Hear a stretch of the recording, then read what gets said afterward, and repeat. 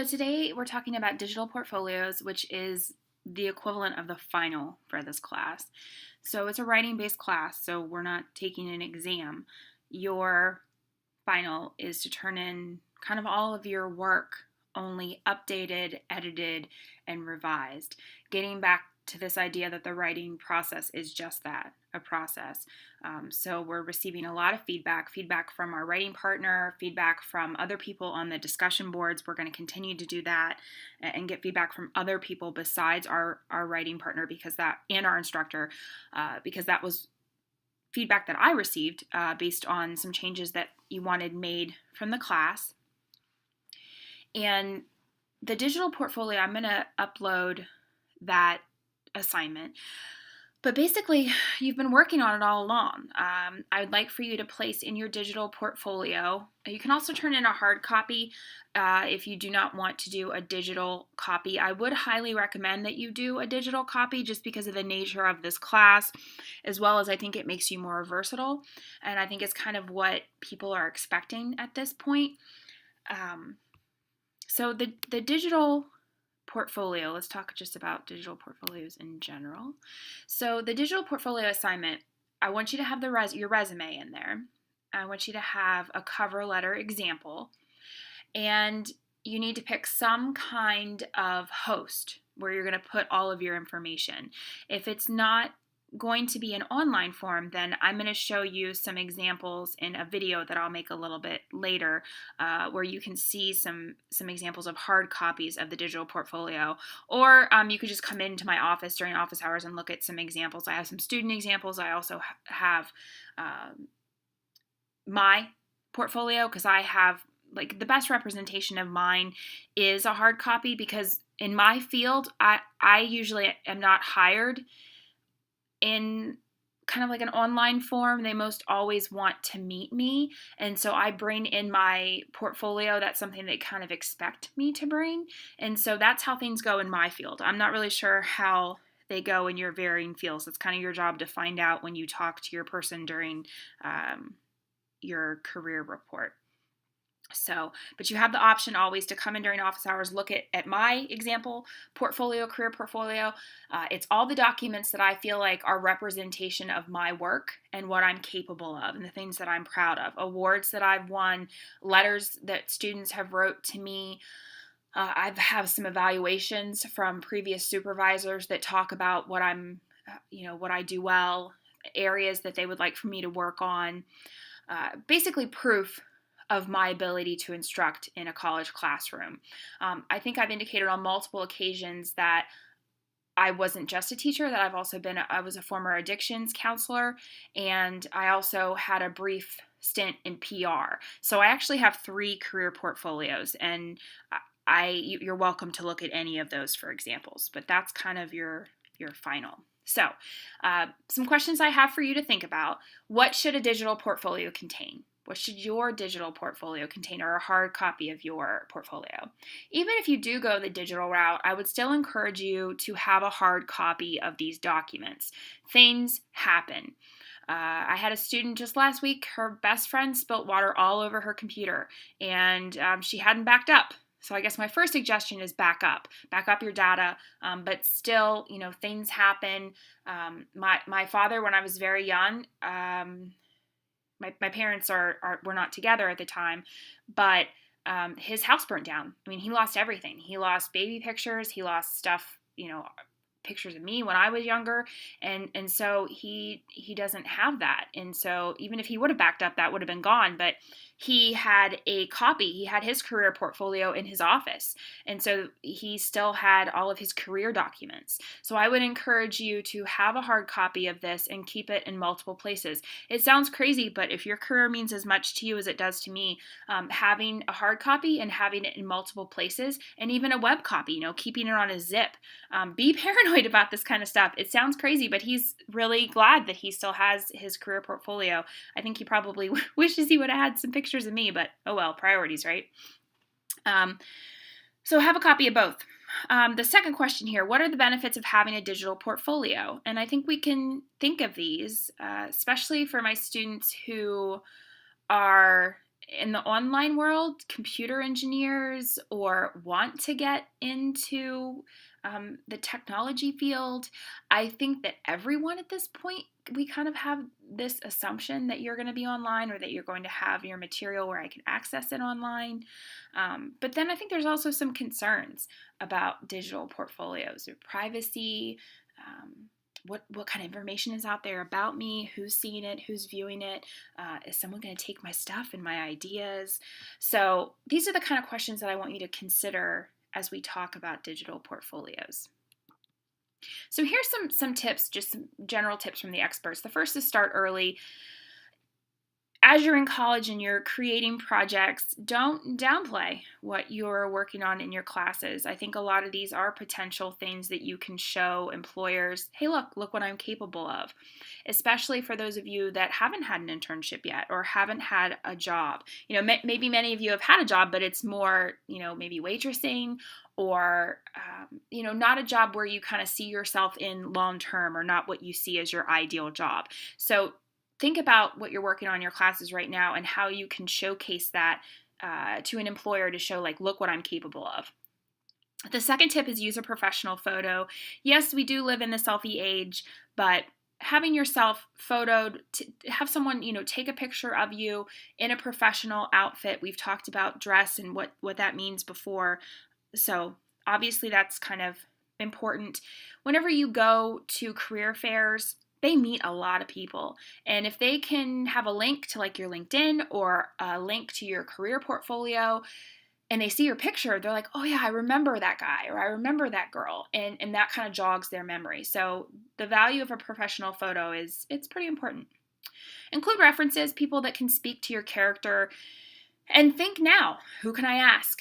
Who have I formed a relationship with? What employer would speak highly of me? Even if it's not maybe doing what you're doing right now, think about character references. Regardless if your employer is your ideal career, do they know your work ethic? Do they know, could they say that, hey, this is an honest, hardworking person? Mobile responsiveness. Always be thinking about what works with what formats. So is this something that could be opened on a smartphone? Not all programs are. Think about the quality of the image. Is it clear or can you see the little tiny pixels? Be picky. This is a representation of you and you want it to look good. And then start with your best content. I think some of us have this lingering idea of the finale. So thinking about the fireworks, right? You have a bunch of really pretty fireworks and at the end you have this grand finale. That's really not the age that we live in anymore. We don't have people's attention for too long. And so start with your best. Start with the smoking gun. Here's some more tips. Make your work easy to share on social networks. And I have art there in parentheses. The reason why I have that is because make your work easy to share in some cases. This is not going to be appropriate for all of my students. However, I care as much about the success of one of my art students as I do about a medical student. I think about you all the same. I'm not like, oh, Sally, she wants to be a writer, so who cares about Sally? Let's focus on the person that wants to be the computer engineer or a doctor. You kind of all matter to me equally. So there are instances where I have a student that does want to be a writer or does want to pursue art. And so, yes, Facebook is appropriate or Twitter. Those are avenues that are appropriate for her. They're not avenues that are necessarily appropriate for my medical student, and that's fine. So given your background, think about which kind of areas you should be working on and in. Clarify the context of your material. Not everything that you create or everything that you're including in this digital portfolio is for one client. So say that you do PR or communication. Maybe one PR campaign was for Coke. Maybe another one was for Cigna. Maybe you worked for one agency over a period of 5 years. Maybe you switched agencies. Maybe one was a crisis situation and another one was to start out a new product. What was your role in this project? What was the result? Did you increase sales or did you pull someone out of a financial crisis? So every time you talk about a document, and say maybe it's a memo, what are you doing? What is the point of this memo? What were you trying to communicate? So you're not just including within your portfolio the actual document. You're also talking about the context of that document. So when you put together your portfolio, you're basically doing two things. You're thinking about, okay, over the course of my life, what is all of the projects and documents that I'm most proud of? And then secondly, how can I communicate that to my audience so that they know why it's amazing and why it matters? So for me, I could include like this lecture. I could include the lecture on digital portfolios. And then I could explain these are the classes that I use it in, and this is what I hope I'm communicating. And so for yours, you're going to have the material, and then you're going to have just a paragraph. One paragraph is fine that just communicates what the document is and what it illustrates about you. It is better to have fewer materials and those be strong examples of your work than 20 things that are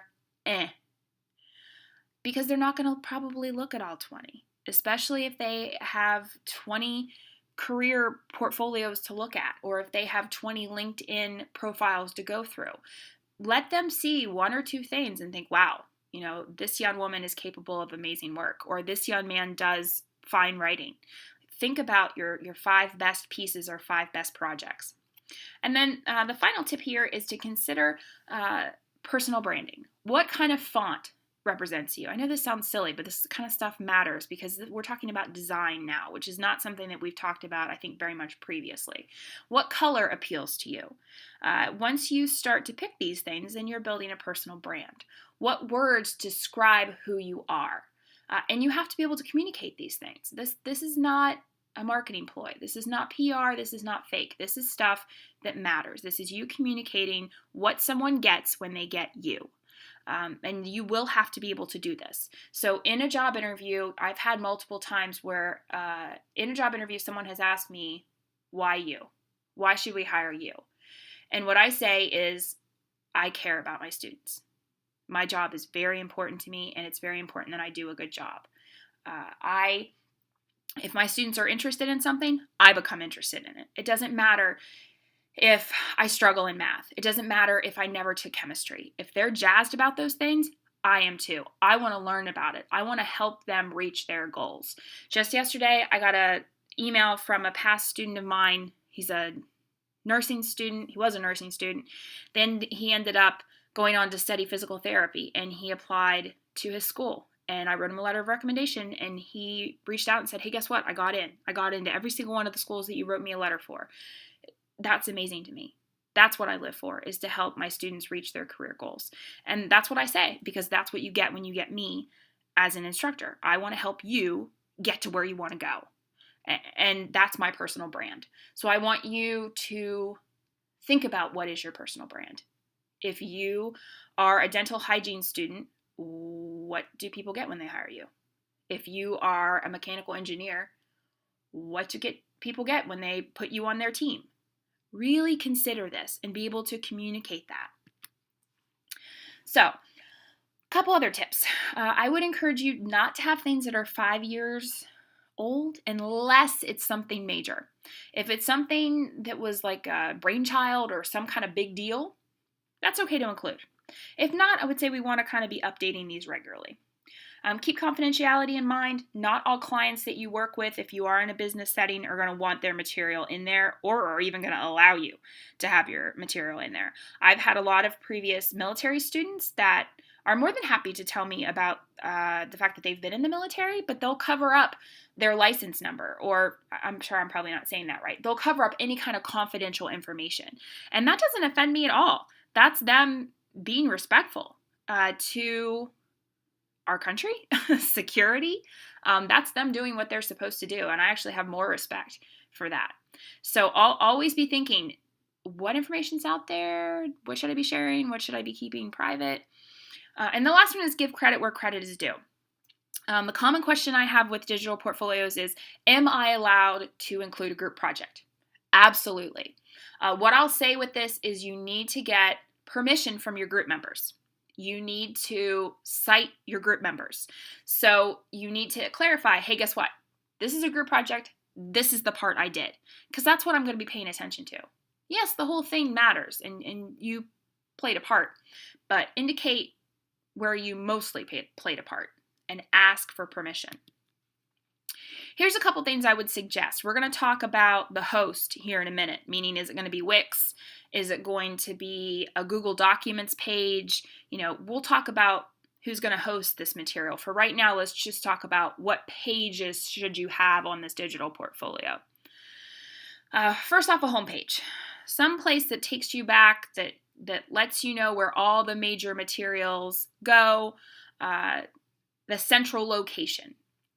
You should have an About Me section, kind of tells a little bit overview of your history, where you studied, your areas of interest. If you've had varying types of careers, talking about that. If you want to talk about your hometown, you certainly can. I would not encourage you to talk about your family or too much personal information. Sometimes I say it's okay to talk about your interests. Like on mine, I say that I like to run and read, because I think that is a reflection of a big part of who I am. I think it also is not surprising, considering I teach English, that I like to read. So share safe information. I'm not like I have a daughter, because I think people make assumptions about moms, and there's all these, I think, cultural beliefs about mothers, so I don't tend to share that. I share that with you because you're my students, and I want to be connected with you, but I don't share that with employers right away. Selected work. If I could underline selected and bold selected, yes, not everything. They're not going to look at everything, and not everything you create should be shared. So selected, your best. And then a resume or a curriculum vitae, depending on your field. So if you're in academia, a CV. If you're not, a resume. I have a line there because these are some other things to consider. I would consider everything above the line to be things that you should definitely include, everything below the line to be things to consider. Testimonials. I have a lot of testimonials in my hard copy of my portfolio. I have letters from students that support me. I have letters from colleagues and supervisors that support me. I think, yes, we can say all these wonderful things about ourselves, but it's really about what other people think about us too.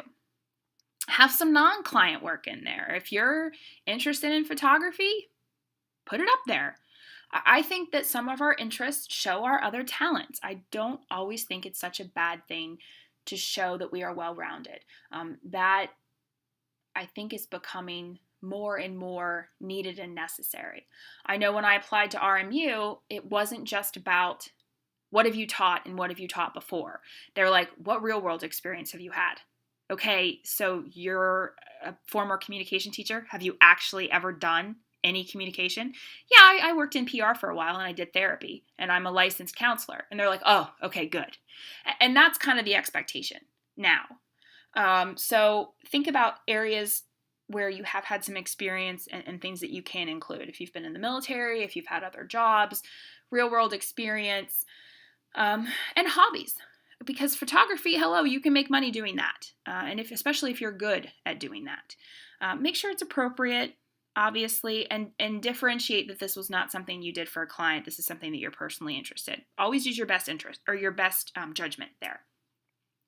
And then include some diverse tastes, especially if you're in PR, communications. Show that you can work for multiple types of clients. You're not just kind of a one-trick pony. You can do multiple things. All right, so what building resources should we be using? It really depends on what your industry is. These were some suggestions I found based on research. So if you're in English and writing, Pressfolios was suggested, clippings.com was suggestions. All these are free. Now, you can also pay for them too if you want a little bit more space or if you want more design options. Here are some suggestions for art and design, or if you want more of a creative portfolio.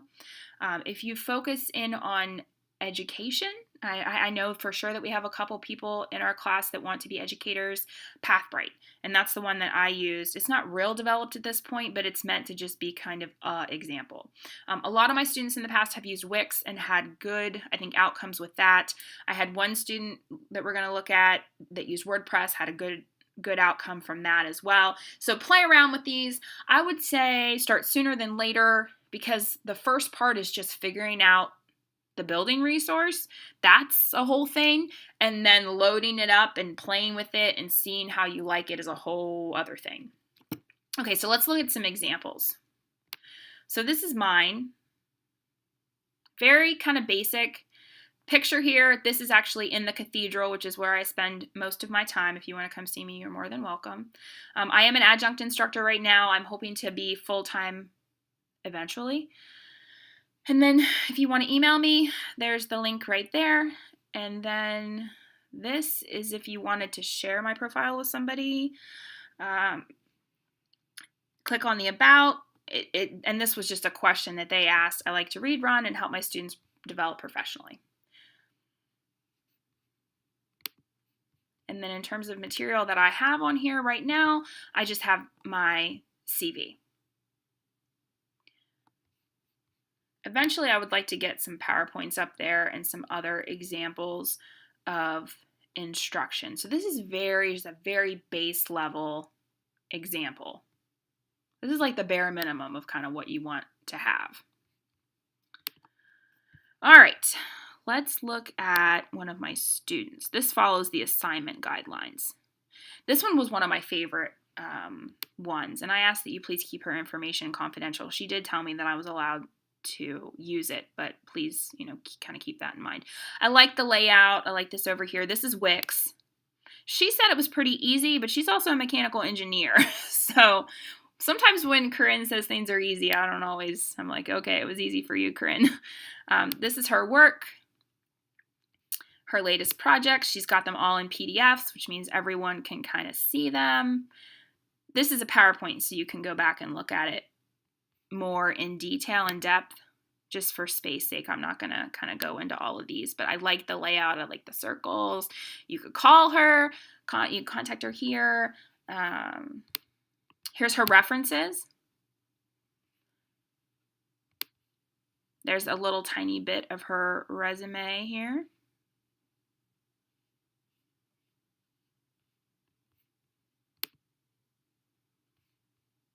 Well, that's weird. I thought I clicked on her references. I thought it would take it, but it came up with her resume. Maybe she needs to check that there. I like how it's I like the design of this. And then that takes us back to her homepage, which is you always want to be able to get back to the homepage no matter where you are. That's kind of an important part of website design.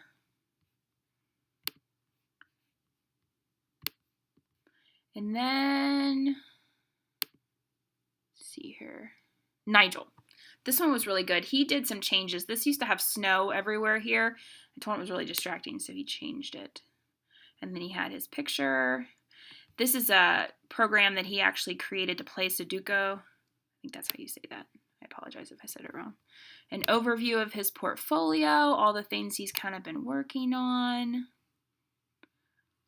They recently had these ads on here. They didn't used to have this before, but I guess that's how they keep it free. His academic papers and projects.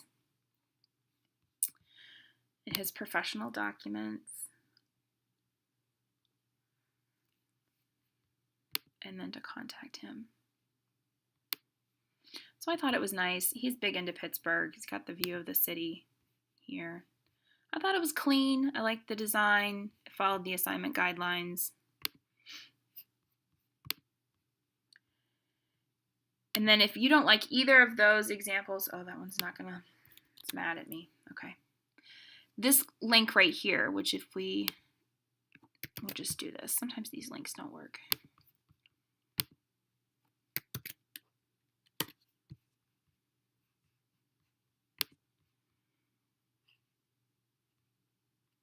These are from a variety of majors, because I know you're not all mechanical engineers or want to be teachers and all that. This one's a natural resource and management major, mass comm, public relations, civil engineering, international studies, and political science.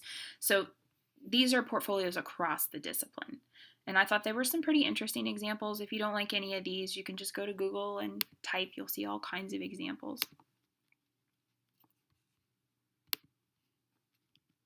And then there's my reference section. So hopefully this has been helpful, got you thinking about what you want to include in your digital portfolio. I think of all the things that I created in college, this is the only thing that I've actually used. My PR teacher made us come up with a career portfolio. I still have mine. It's helped me land a few jobs. Since then, I've made 2 other portfolios. It's literally the only document I use, and it has been very helpful. So let me know if you got comments, questions, all that.